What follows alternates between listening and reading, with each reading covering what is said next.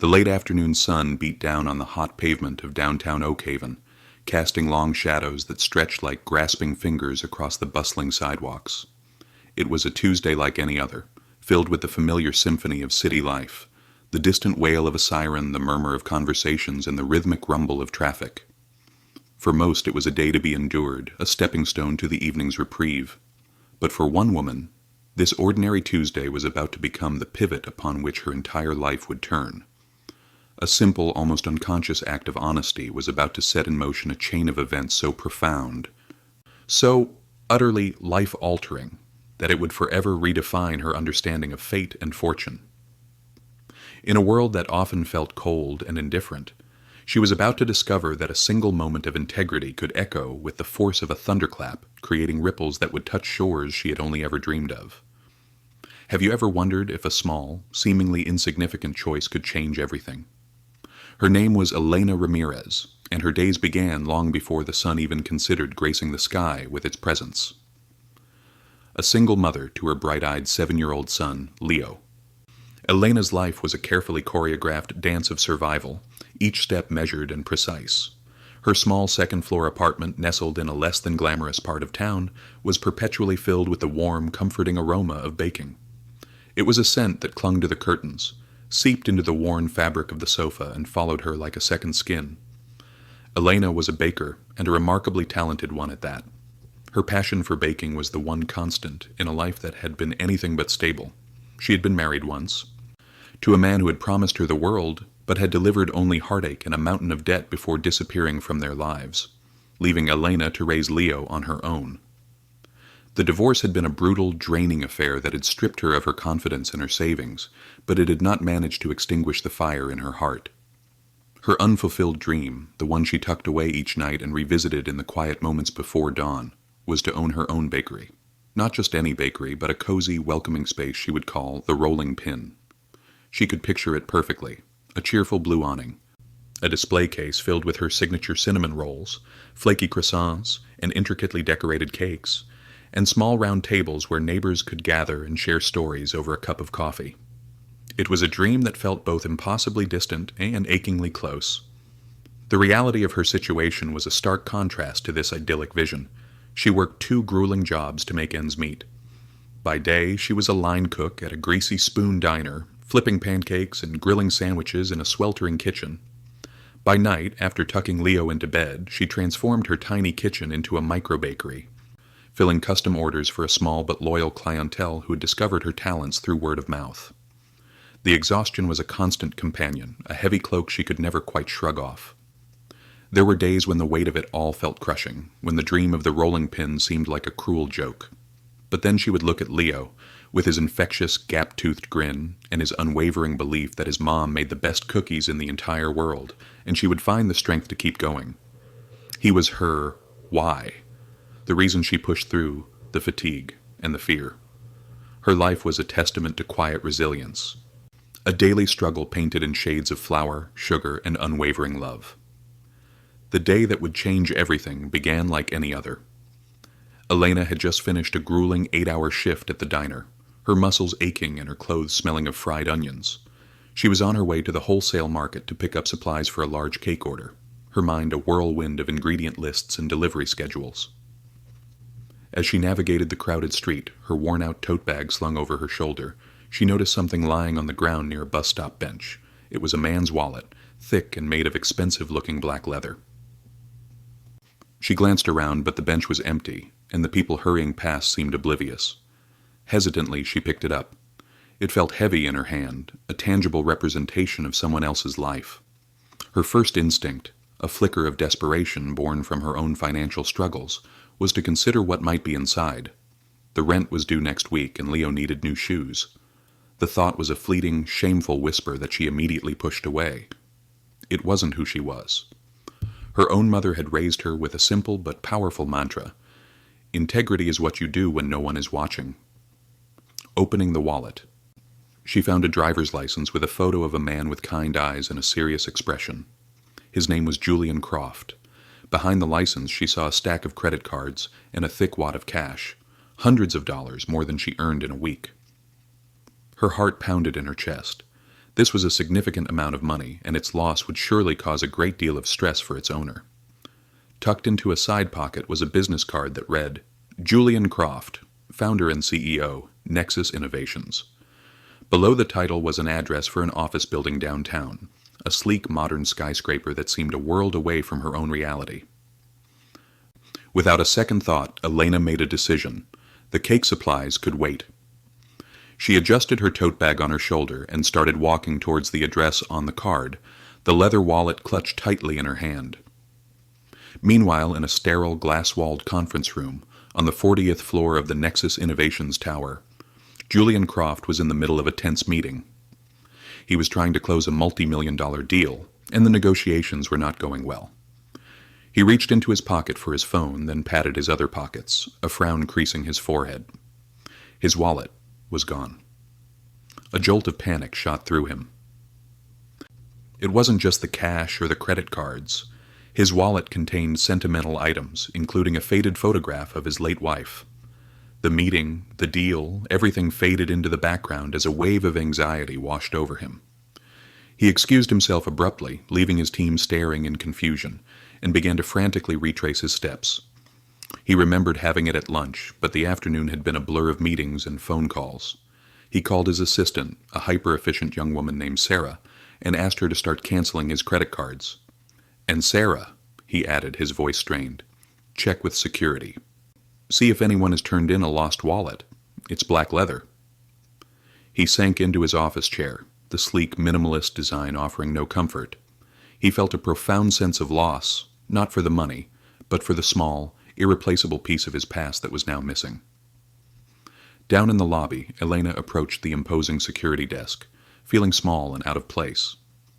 The security guard, a burly man named George with a skeptical expression, looked her up and down, his gaze lingering on her faded jeans and worn-out sneakers. "Can I help you?" he asked, his tone less than welcoming. "Yes," Elena said, her voice steady despite her nerves. "I found this wallet. It belongs to a Mr. Julian Croft." She held it out. George took the wallet, his expression shifting from suspicion to surprise as he recognized the name. He spoke into his radio, and a few moments later a well-dressed woman with a headset, Sarah, came rushing down to the lobby. "You found Mr. Croft's wallet?" she asked, her voice a mixture of relief and disbelief. "Yes," Elena replied simply. "I found it on the street." Sarah took the wallet and quickly checked its contents. "It's all here," she murmured, looking at Elena with newfound respect. "Mr. Croft will be so relieved. He's been turning his office upside down looking for this. Please, wait here." Sarah disappeared back into the elevator, and a few minutes later Julian Croft himself emerged. He looked flustered, his usually immaculate suit slightly rumpled. He walked straight over to Elena, his eyes searching her face. "You're the one who found my wallet?" he asked, his voice filled with gratitude. "Yes," Elena said again, feeling a blush creep up her neck. "It was just lying on the sidewalk." Julian took the wallet from Sarah and opened it, his fingers immediately going to the hidden compartment where he kept the photograph. He pulled it out, a small, worn picture of a smiling woman, and a visible wave of relief washed over him. He looked back at Elena, his gaze softening. "Thank you," he said, his voice thick with emotion. "This picture, it's irreplaceable." He then seemed to remember the cash. He pulled out the wad of bills and tried to hand it to her. "Please," he insisted, "take this, as a reward." Elena instinctively took a step back, shaking her head. "No, I couldn't," she said firmly. "I didn't do it for a reward. I just did what I hoped someone would do for me." Julian was taken aback by her refusal. In his world, everything had a price. He looked at her more closely, noticing the faint dusting of flour on her cheek and the weariness in her eyes. "What's your name?" he asked. "Elena Ramirez," she replied. "Well, Elena Ramirez," Julian said, a genuine smile spreading across his face for the first time that day. "I am incredibly grateful to you. Are you sure I can't do something to thank you?" Elena hesitated for a moment. Then a thought, bold and unexpected, popped into her head. "Actually," she said, her voice barely a whisper, "you could try my cinnamon rolls sometime." The climax of Elena's story didn't arrive with a dramatic confrontation or a sudden shocking twist. Instead, it unfolded quietly. almost reverently, in the cramped, flour-dusted space of her own kitchen a week later. Julian, true to his word, had called her. He hadn't just ordered a dozen cinnamon rolls. He had commissioned her to cater a small, informal breakfast meeting at his office. For Elena, it was the biggest order of her life, and she had thrown herself into it with a mixture of terror and exhilaration. She had baked through the night, her small oven working overtime, until her apartment was a veritable paradise of sugar and spice. Now, standing in her kitchen amidst cooling racks laden with perfectly golden pastries, she felt a sense of pride that was so potent it almost brought her to tears. Julian arrived at her apartment building himself, dressed in casual jeans and a sweater, a stark contrast to the powerful CEO she had met a week earlier. He had insisted on picking up the order personally, a gesture that had surprised and touched Elena. When she opened the door, he was greeted by the overwhelming, intoxicating aroma of her baking. "Wow," he said, his eyes widening as he took in the scene. "It smells even better than I imagined." He stepped inside, his presence seeming to fill the small space. Leo, who had been peeking from behind the sofa, came running out, his face smeared with a bit of frosting. "Are you the man who lost his wallet?" he asked with the unfiltered curiosity of a child. Julian laughed, a warm, genuine sound that echoed in the small room. "Yes, I am," he said, crouching down to Leo's level. "And your mom is a very honest lady." As Elena packed the pastries into boxes, Julian looked around the apartment, his gaze taking in the worn furniture, the stack of bills on the small kitchen table, and the sheer ingenuity of her makeshift bakery. He saw the evidence of her struggle, but he also saw the love and the passion that filled the space. He picked up a slightly misshapen cookie from a plate on the counter. "Can I?" he asked. Elena nodded, her heart fluttering. He took a bite and his eyes closed in a moment of pure, unadulterated pleasure. "This," he said, his voice filled with awe, "is the best cookie I have ever tasted. And I've tasted a lot of cookies." He wasn't just being polite, he was utterly sincere. In that moment he saw not just a struggling single mother, but a true artist, a woman with a gift that was being stifled by circumstance. He turned to her, his expression serious. "Elena," he began, "I've been thinking a lot since we met. About integrity, about passion, and about opportunity." He paused, gathering his thoughts. "I own a building a few blocks from here. The ground floor has been vacant for months. It used to be a small cafe. It has a commercial kitchen, a service counter, and a small seating area." Elena's heart started to beat a frantic rhythm against her ribs. She knew the building he was talking about. She had walked past it 100 times, peering through the dusty windows and dreaming. "I want to offer you a deal," Julian continued, his voice gentle but firm. "I'll cover the rent for the first year. I'll invest in the necessary renovations and equipment. All I ask in return is a small percentage of the profits once the business is stable, and a lifetime supply of these cinnamon rolls." Elena stared at him, speechless. The words didn't seem to register. It was too much, too impossible. Tears welled up in her eyes, blurring his kind face. You're serious?" she stammered, her voice trembling. "I've never been more serious in my life," he replied. "I believe in backing talented people, Elena. And you are incredibly talented. You returned my wallet when you could have easily kept the money. That told me everything I need to know about your character. This isn't charity. It's an investment in you." The tears that had been threatening to spill over now flowed freely down her cheeks. They were not tears of sadness or exhaustion, but of overwhelming, life-altering joy. It was the moment her dream, the one she had held so close and protected for so long, broke free from the confines of her imagination and stepped into the brilliant, dazzling light of reality. Leo, sensing the shift in the emotional atmosphere, ran to his mother and wrapped his small arms around her legs. "Are you happy, Mommy?" he asked, his voice full of concern. Elena knelt down and pulled him into a fierce hug, burying her face in his hair. "Yes, baby," she whispered, her voice choked with emotion. "Mommy is very, very happy." The weeks that followed were a whirlwind of activity, a blur of paint swatches, equipment catalogs, and menu planning. The new reality was so vastly different from her old one that Elena often felt as though she were living in a dream. The exhaustion was still there, but it was a different kind of tired now, fueled by excitement and purpose, not by desperation. Julian was true to his word, and then some. He became not just a benefactor, but a mentor and a friend. He introduced her to accountants, lawyers, and marketing experts from his own network, all of whom offered their services at a reduced rate, charmed by her story and Julian's passionate endorsement. He never once made her feel like a charity case.